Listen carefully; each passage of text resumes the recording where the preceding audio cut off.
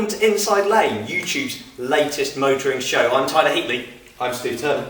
And myself, Matt Lawrence. Over the next few weeks, we plan to bring you the latest and greatest news from the automotive world, as well as, well, a few of the toys we've managed to get hold of. Here's a little clip of what you've got to look forward to.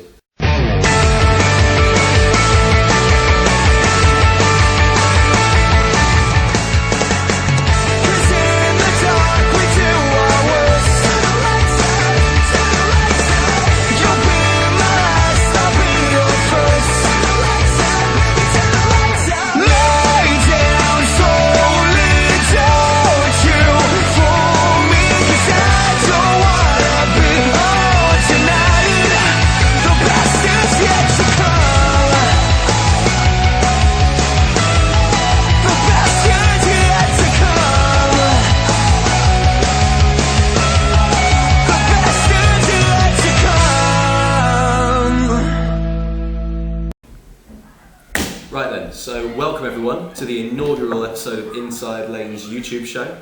And I think it's best that we just dive in and see what Matt's been doing with a brand new Honda Hybrid.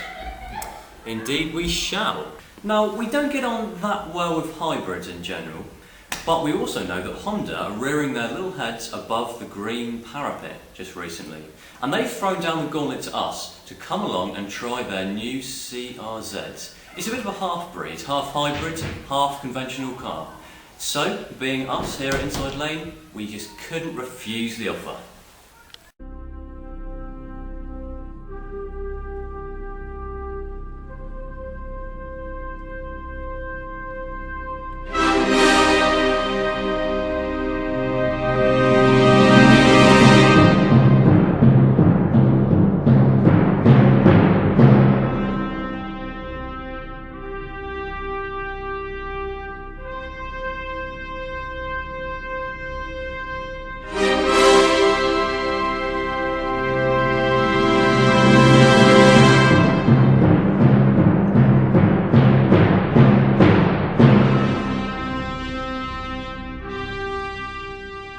There are some things in life that just don't go together.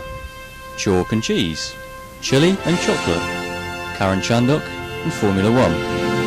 And the very same goes for sporty and hybrid. The two just don't mix.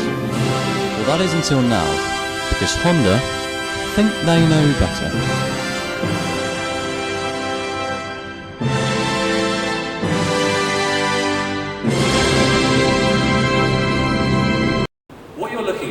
It's the world's first hybrid coupe.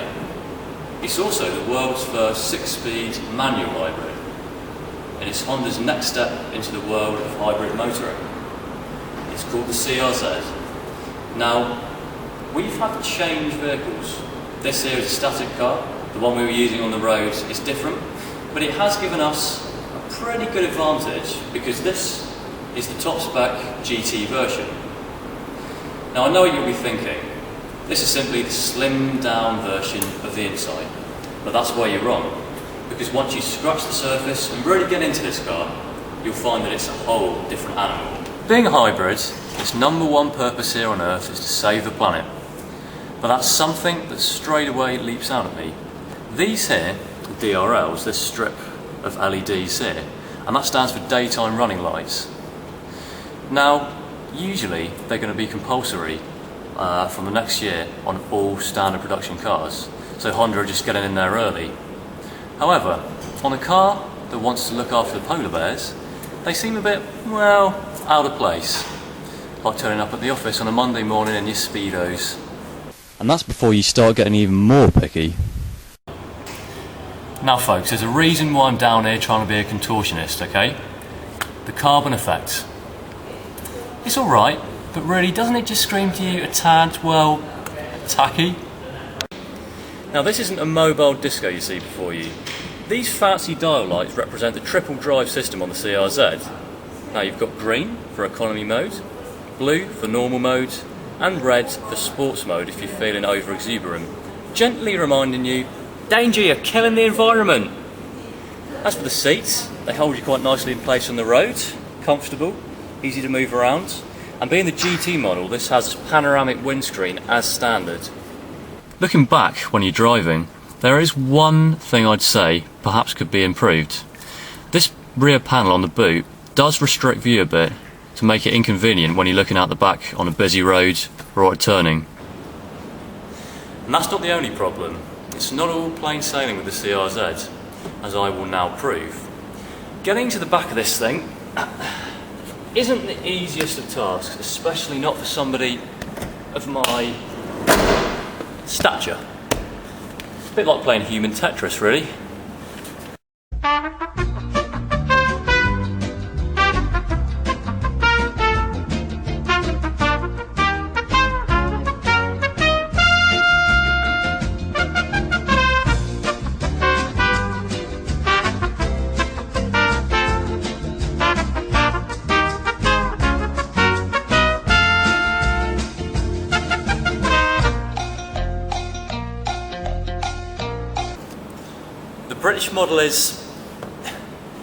The British model is, well, hold on.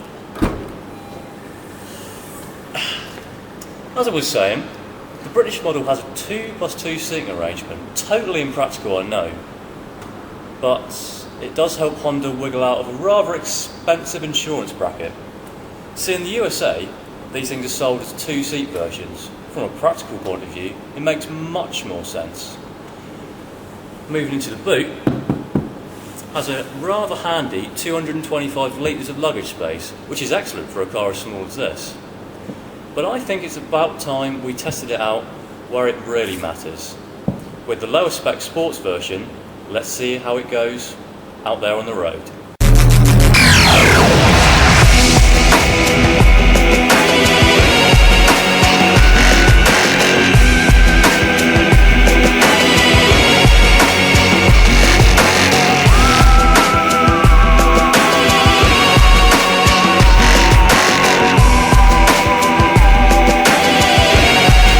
There are 3 different versions of this model: the S version from $16,999, the Sport version from $17,999, and if you're feeling really extravagant, go for the top spec GT for just under £20,000. Of course, these being hybrids are UK road tax exempt, and you come to expect all the usual start-stop technology. Competition-wise, it's a tough one to pin down because the CR-Z is just so unique.